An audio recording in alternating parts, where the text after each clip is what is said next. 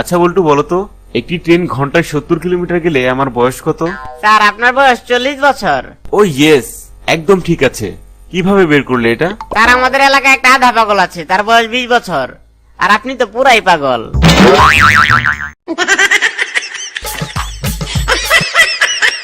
আচ্ছা বল্টু বলো তো, আমরা যেখানে দাঁড়িয়ে আছি এখান থেকে সূর্য বেশি দূরে নাকি আমেরিকা বেশি দূরে? স্যার আমেরিকা বেশি দূরে। কিভাবে? কারণ স্যার ক্লাসরুমের জানালা দিয়ে উকি দিলে আপনি সূর্য দেখতে পারবেন, কিন্তু আমেরিকা দেখতে পারবেন না।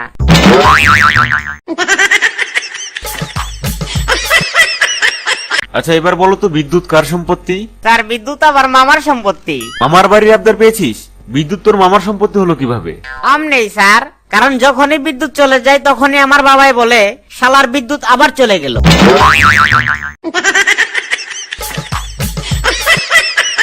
আচ্ছা বলো তো, নির্জন কোনো এলাকায় তোমার মোটরসাইকেলের তেল শেষ হয়ে গেলে কি করবে? এটা তো খুবই সহজ স্যার, মোবাইল ফোন থেকে গ্রামীণ সিমটা বের করে চাকায় লাগিয়ে বলবো চলো বহুদূর।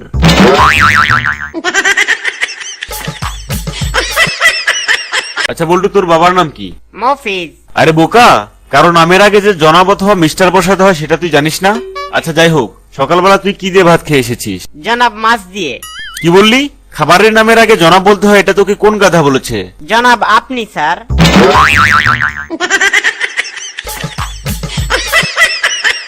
স্যার আমাকে এবার ফেল করিয়ে দেবেন প্লিজ।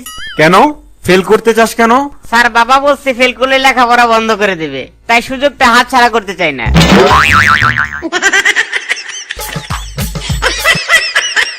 আচ্ছা তুই 1 থেকে 100 পর্যন্ত গুনতে পারিস? না স্যার, আমি 10 পর্যন্ত পারি। গাধা কোথাকার, বড় হয়ে কি হবি তুই?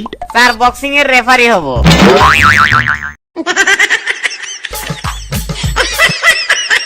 আচ্ছা বলতো বল্টু, মুরগিরা কেন জিরাফের মতো লম্বা হলো না?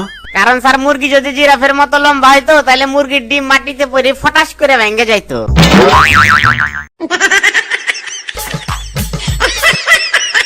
আচ্ছা এবার বলতো, শিক্ষকদের স্থান কোথায়? কেন স্যার? আমার পেছনে। বেয়াদব কোথাকার, শিক্ষকদের সম্মান করতে শেখনি? তোমার দ্বারা কিচ্ছু হবে না। কেন স্যার? আমার বাবা তো প্রায়ই বলেন যে তোর পেছনে এত মাস্টার লাগাইলাম তাও তুই পাস করতে পারলি না।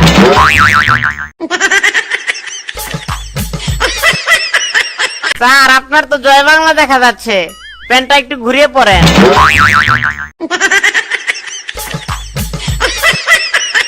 আচ্ছা এবার বলতো, ভালোবাসার আবিষ্কারক কে? China company. কিভাবে? কারণ স্যার এর কোনো গ্যারান্টিও নাই, কোয়ালিটিও নাই, টিকলে সারা জীবন, না টিকলে 2 দিনও না।